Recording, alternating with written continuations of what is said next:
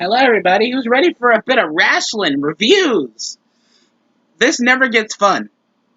I hate when it never gets fun to talk about something you like. That just hurts. Other than that, what happened tonight? Of course, this is the Smackdown after the WrestleMania Backlash pay-per-view that was so iconic that I only had 6 matches on each card. But they somehow squeezed it over at 2 hours and a half.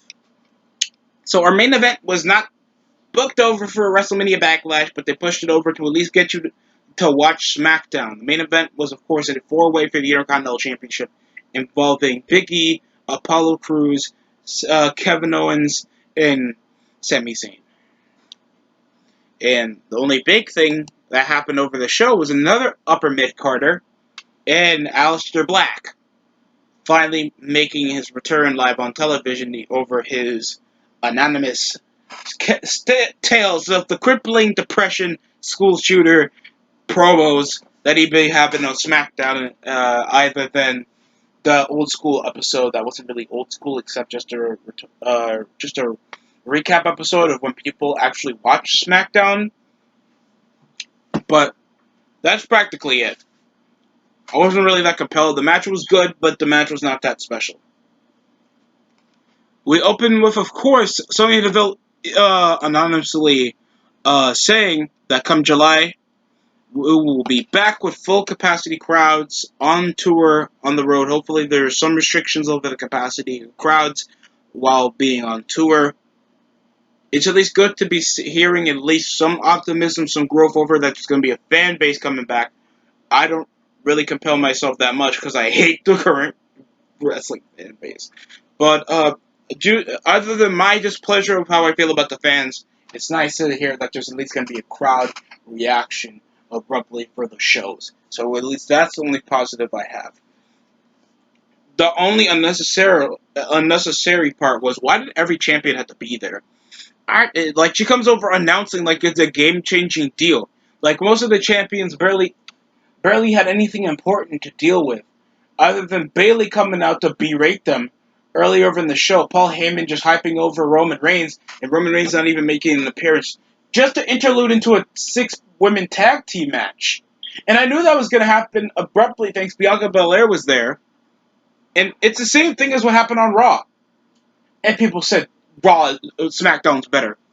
Dude, the only reason SmackDown's at least more watchable than Raw is the time frame. I'd rather watch a 2-hour wrestling show than a 3-hour wrestling show. And if you ask that to any other person that was even a fan of wrestling, they say, I kind of stopped watching Raw because it was 3 hours. Oh, God. They could have just made this, at least 7 minutes or 5 minutes long. Have Sonya Deville just, be excited and say that, we'll be back on the road with fans in July 19th. So Bayley comes to interrupt. Bianca Belair comes. Then most of the women came. We could have just had the tag match there. Not everybody had to show up. Just for Bayley to berate everybody, even though you lost on pay-per-view. Made no sense, man. Ugh. So it just awkwardly transitioned with the baby faces that were Natalya and Tamina issuing over Nia and Shayna. I don't know why Nia and Shayna even have to interlude into the feud, even though they're on Raw. So just next week they'll get a rematch anyway. So the match happened. That was about it. Sonya Deville, after getting interrupted, like the authority figure herself, doesn't even feel like, okay, Bayley, you'll get in the 6-women tag right now for interrupting me. Like, do something to feel like everybody else is clicking in the show. Like, it just felt like Sonya was just there, even though she's an authority figure and she's issuing big news for the company. For over a year and a half that we haven't had fans. So Apollo Crews goes over his dismeasure and it ends up in a 6-women tag. The 6-women tag was awful. Like, just completely forgettable. Like, barely any spots to cover. Poor Matt wrestling over with Natalya. Poor rest spots. The match just felt like it was just there. Even though I guess this is supposed to like transition over, like just to let them have their title matches next week, and it just ends up with Baszler, Jackson, Bailey winning off Baszler, giving the Kikina clutch over to Natalia. That's about it. The heels end the momentum, and they get their tag title shot next week. And then we had Baron Corbin going over his promo over, you don't steal the crown off a king. And the king, he is boring. You can talk over how Roman Reigns is mad, monotone, but at least he looks like an important man whenever you walk up to him into a room. It's like he's a man that, okay, that's the first person I have to talk to. But, like, Corbin looks like he's the manager of something, bro. I don't care. Comes over, going over the crowd. Nakamura, like, going over on Instagram, enjoying his little crown so he can masturbate on it, thinking that he was back at Wrestle Kingdom, of course. And then we had the debut of Bugenhagen, or Boogs, coming over, doing a guitar riff over his song, like his somewhat guitar groupie that's now technically managing him just for this feud. I like, the guy seems to have, like, I already hear over when I was doing the Rant Squad podcast over on Cinderville Productions. He comes over, everybody already makes an appearance that it's Elias. Buff dude, long black hair with a guitar. The only reason is Elias actually can get crowd reaction, he has charisma. Boogs, I saw him over on NXT. He seems to have a bit of a crowd reaction, has a bit of charisma. So I'm dancing over with doing the air guitar with Kayla Braxton when she was there on NXT. So it shows that he has a bit of something. I just wish it was a bit better, like he was giving over his own solo act, because the guy looks like he has a personality. He looks like he's enjoyable to be around. He's big. Just don't know why just ruin him over with a guy that won the Rumble and he's still a mid-carder. Just pathetic. And the match with Nakamura, like, poor, like, I saw a crooked, like, low German suplex off Nakamura that looked like a back body suplex. No spot looked fun other than the deep six. That's the only cool move Corbin has in his arsenal. A big boot, like, Nakamura was sluggishly going over his moves. It felt like no story was interluding other than I want my crown back. And it ends with the most powerful move in the match. A full package. That was about it. Simple full package roll up for the win. The match itself was forgettable. Bugenhagen was interrupting a bit using the guitar to even get him over with the roll up, doing his song. And that's how the match ends. Then we had, of course, a champion parade for Roman Reigns. We're coming in his 2003 Triple H sweat clothes. And going over his victory over Cesaro back at WrestleMania Backlash. Paul Heyman going over the multiple success. But Jimmy Uso comes instead to interrupt. And Cesaro appeared over with a crutch because Rollins messed up his arm at the end of the main event. And he already issued a rematch at Hell in a Cell. Apologize. But still, I was like, I want my rematch. He didn't even cheat. Like, the Usos didn't even come out, but he issues over a rematch at Hell in a Cell to very little fanfare because Cesaro's boring as hell. It ends later with Rollins kneeing him and jumping him from the side and targeting his shoulder, issuing that there's probably going to be a match and whoever wins gets the title shot. You don't mess with the Messiah. Curb stomps him twice on the steel ramp. So it looks like they're going to be issuing over a feud. Still, and if I guess Cesaro wins, he gets a shot at Hell in a Cell. Probably in a Hell in a Cell match, because instead of personal, emotional, rage-inducing feuds that are the end game that kind of makes Hell in a Cell got its reputation, it's just mid-card fodder for a monthly feud. That is so weak to me. I hate how they devalued the Hell in a Cell match. So at least average enough that they're at least trying to make Rollins like interlude into the feud, not as like a prime contender, but like a foil just for Cesaro to obstacle around. Because we already seen that he can beat him on pay-per-view.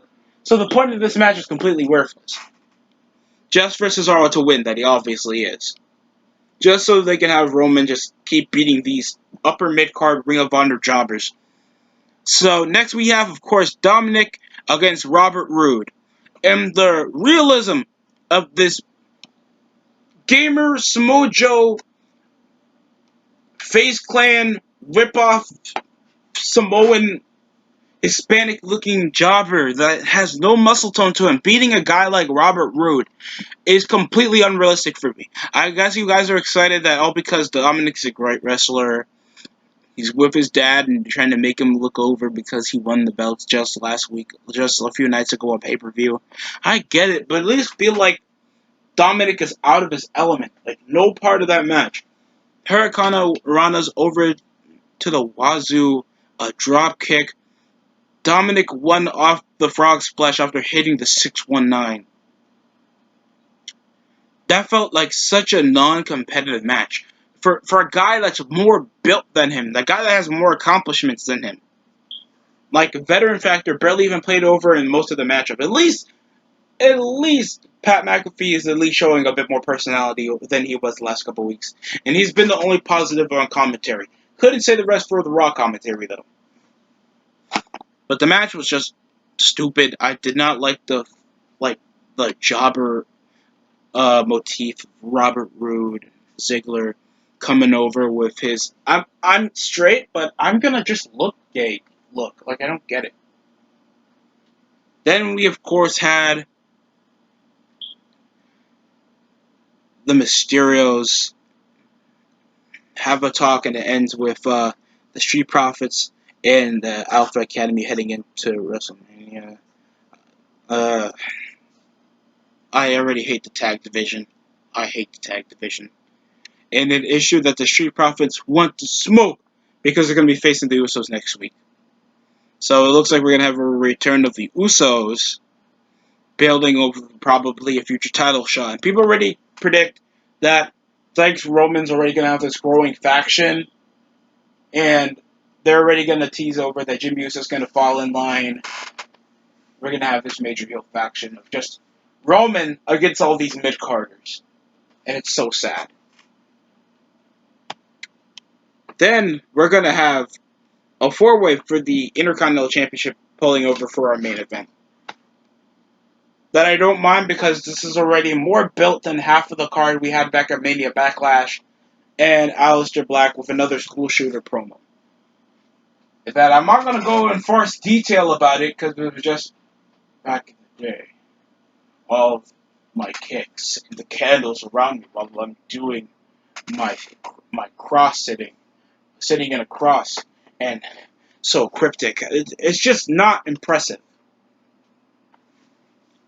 So the four-way happened, and the four-way was pretty alright. There was some fun spots, like 2 super kicks.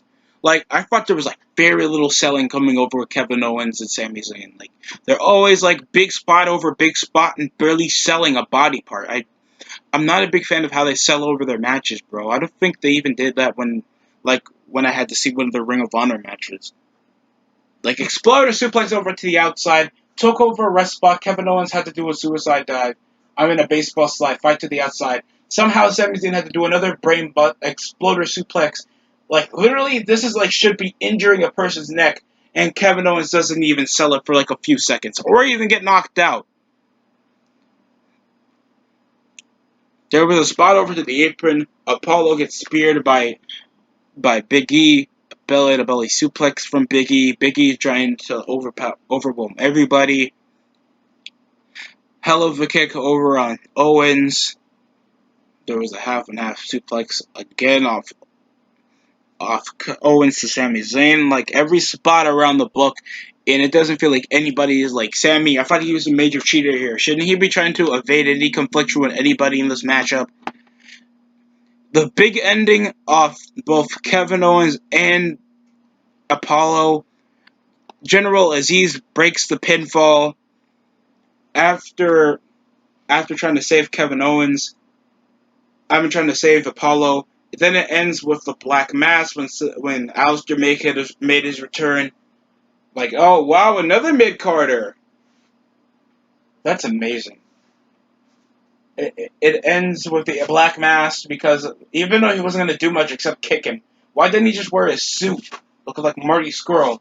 And it ends with freaking a Black Mass to the face on Kevin Owens.